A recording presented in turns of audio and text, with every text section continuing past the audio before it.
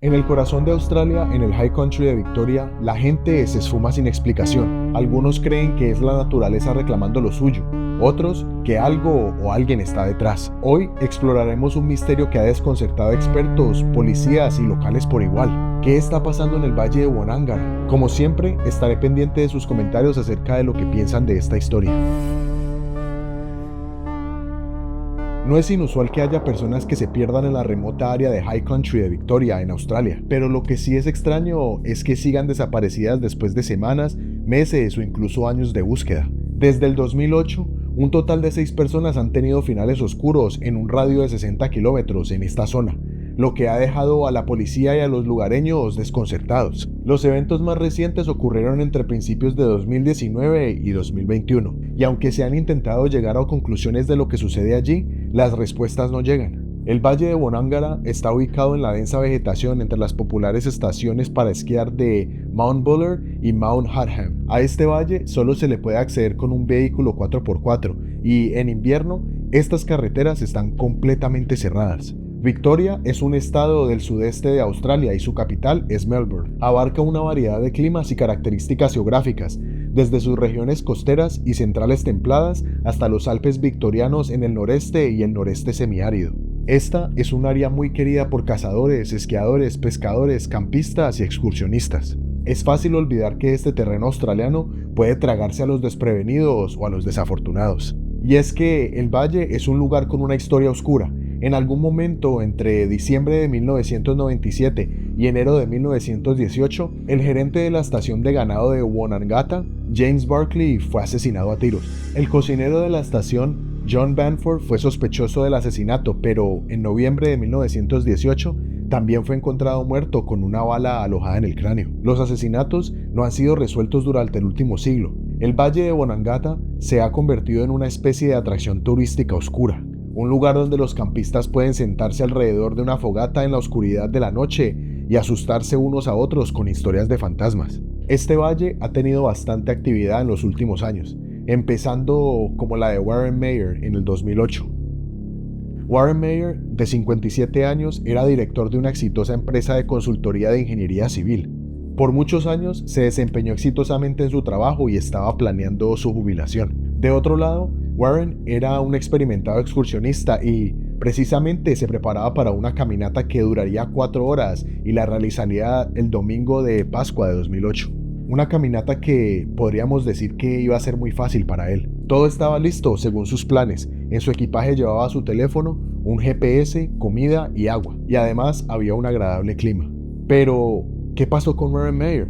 La verdad, todo es un misterio, pues el excursionista se despidió de su familia y nunca más se supo de su paradero.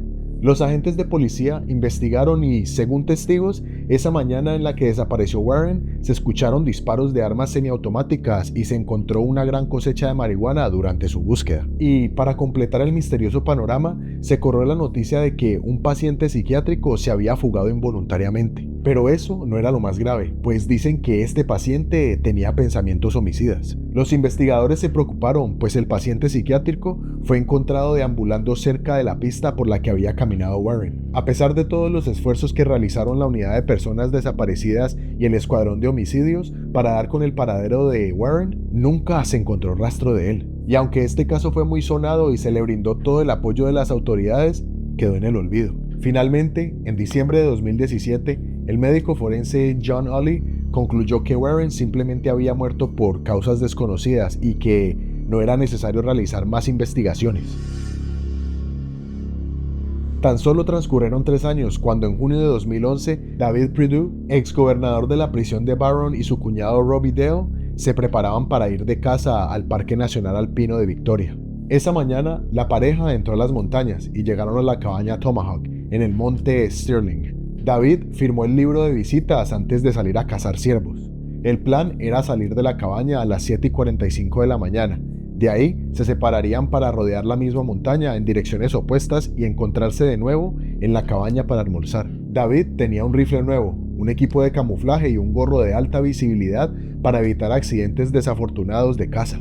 También tenía binoculares y una mochila llena de comida, agua, una radio, una brújula y un GPS. E incluso tenía una manta especial en caso de que tuviera que pasar la noche al aire libre.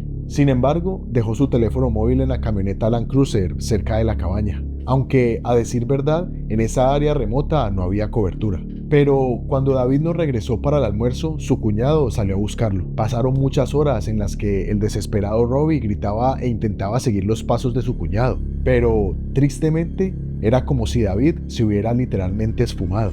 Serían cerca de las 9 de la noche cuando Robbie por fin llamó a la policía, ya que tampoco había logrado obtener cobertura telefónica. De inmediato, más de 100 policías oficiales de búsqueda y rescate, el Servicio de Emergencias del Estado y voluntarios del Servicio de Búsqueda y Rescate de Bush llegaron a la zona al amanecer.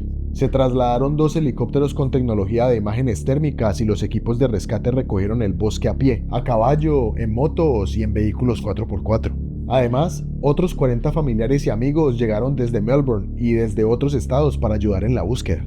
La policía también examinó el coche de David para llevarse su teléfono, pero no realizó ninguna prueba forense del vehículo. A medida que pasaban los días, las cosas empezaron a ponerse más extrañas. Para intentar encontrar a David, contrataron 2 clarividentes, quienes afirmaron saber dónde estaba, y a partir de esto, comenzaron a surgir supuestos avistamientos del ex jefe de prisión. Un cazador afirmó haber visto a David a 25 kilómetros de distancia, en un lugar desconocido para la familia de David. Entonces, desafortunadamente, llegó la nieve y se suspendió la búsqueda.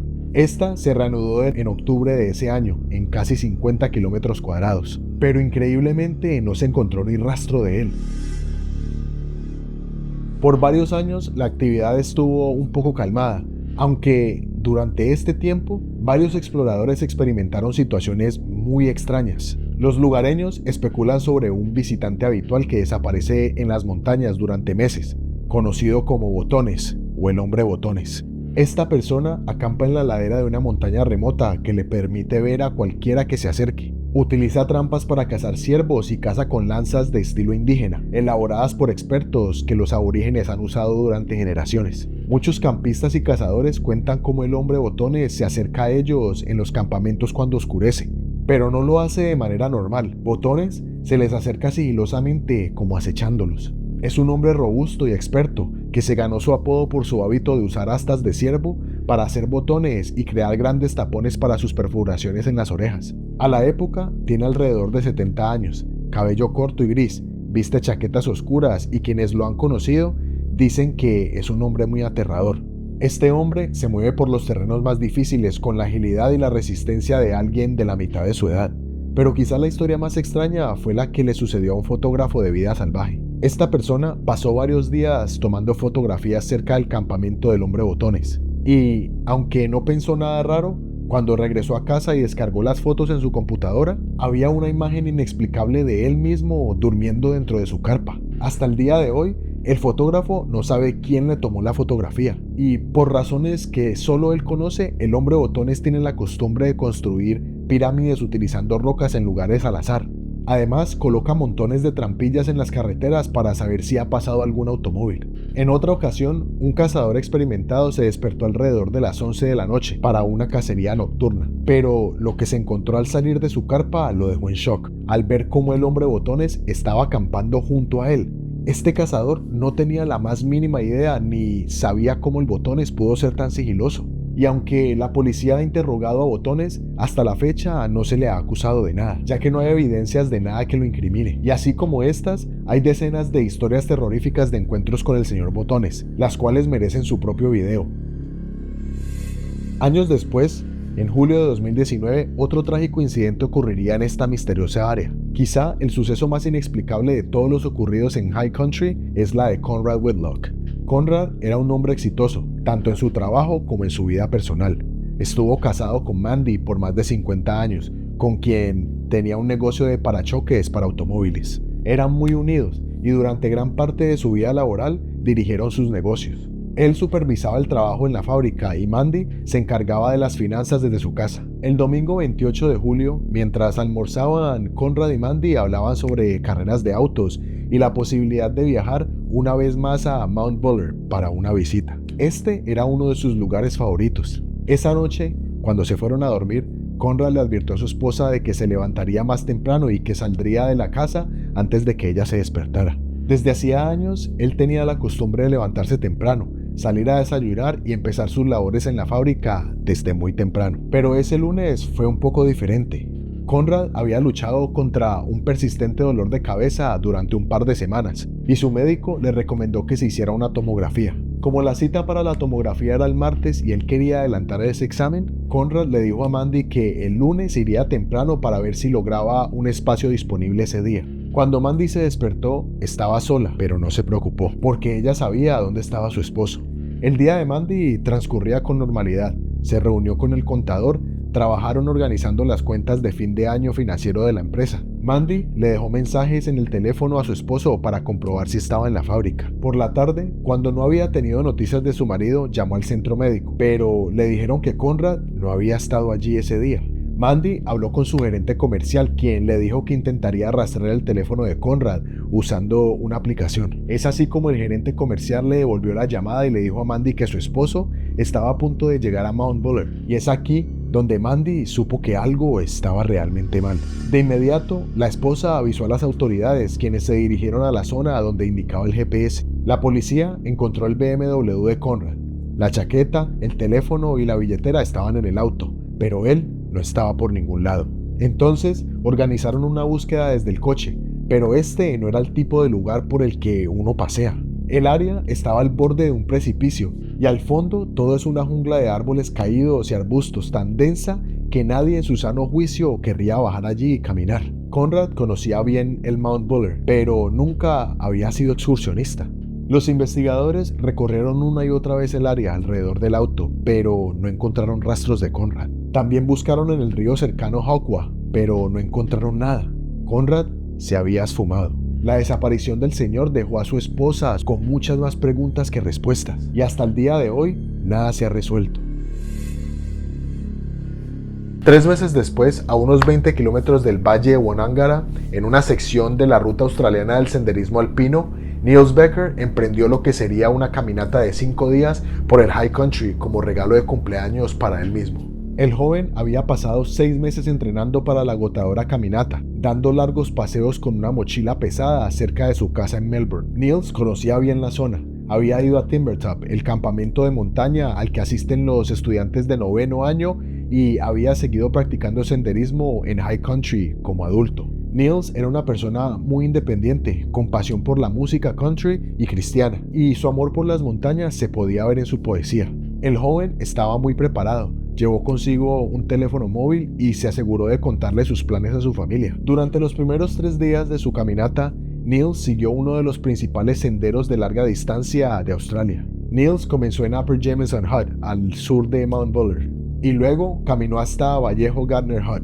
Aquí, Niels envió un mensaje de texto a su familia diciendo que se dirigiría a Mount Sterling antes de regresar a su auto. Lastimosamente, después de este mensaje, no se volvió a saber nada más de él. Cuando la familia de Niels se dio cuenta de que el joven no aparecía, se contactó con las autoridades. Gran parte de la búsqueda policial se centró en una zona de unos 7.000 kilómetros cuadrados, alrededor del monte Sterling.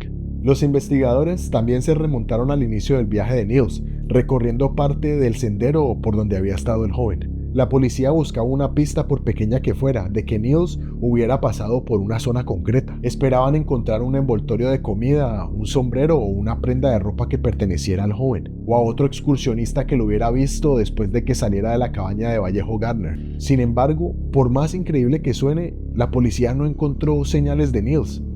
¿Cómo es posible que alguien que conoce el área y tenga experiencia desaparezca de esta manera? 5 meses después, otro acontecimiento ocurriría. Russell Hill recogió a su amiga Carol en su casa en Pakenham, a las afueras de Melbourne, el 19 de marzo, y la pareja se dirigió al este con destino al remoto valle de Wonangata. El viaje a este lugar había sido la tercera visita de Russell en un mes, y a fines de febrero, él y Carol ya habían viajado por el High Country y se detuvieron en un lugar para acampar llamado Pikes Flat, a unos 60 kilómetros del valle de Wonangara. Russell formaba parte de un club de radioaficionados que charlaba por radio todos los días a las 6 de la tarde. El grupo estaba formado por hombres a quienes les gustaba acampar, cazar y pescar. Era un grupo muy unido de amigos. Eran personas que disfrutaban de la vida al aire libre y que usaban la radio para comunicarse cuando no tenían cobertura telefónica. Entonces, la noche del 20 de marzo, mientras Russell y Carol estaban acampando en el valle de Onangara, Russell habló con 3 o 4 miembros del club, entre ellos uno llamado Robbie. Sin embargo, cuando Robbie no tuvo noticias de su amigo la segunda y la tercera noche, fue cuando supo que era hora de ir a la policía. Y aquí es donde empieza lo extraño. Cuando la policía llegó al campamento de Russell, encontraron los restos de un incendio que ardió con tanta fuerza que devoró su tienda de campaña y dejó manchas negras en el lateral de su 4x4.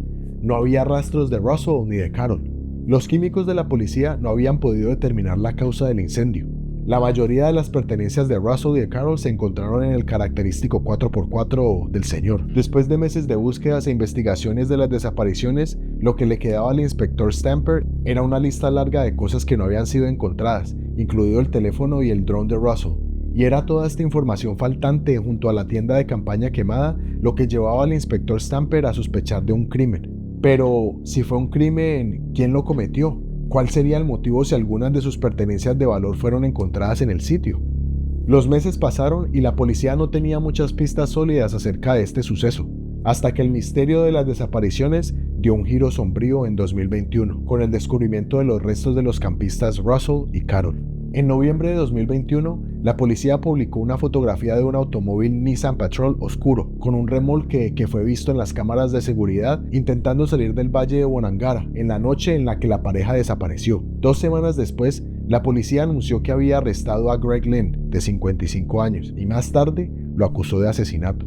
Posteriormente, se encontraron los 2 cadáveres que fueron sometidos a pruebas forenses y determinaron que pertenecían a Russell Hill y Carol Clay. De otro lado, Greg Lynn fue condenado a al menos 24 años de prisión al asesinato brutal y horrible de la campista Carol Clay en las montañas de Victoria. Pero me imagino que se preguntarán, ¿por qué no lo condenaron por la muerte de Russell Hill? Pues bien, la verdad es que los investigadores no pudieron determinar si Russell había muerto a causa de una pelea. Y aunque este caso fue resuelto, no es un secreto que esta área guarda una energía tenebrosa, ya que hasta el día de hoy no se han encontrado respuestas a las otras desapariciones.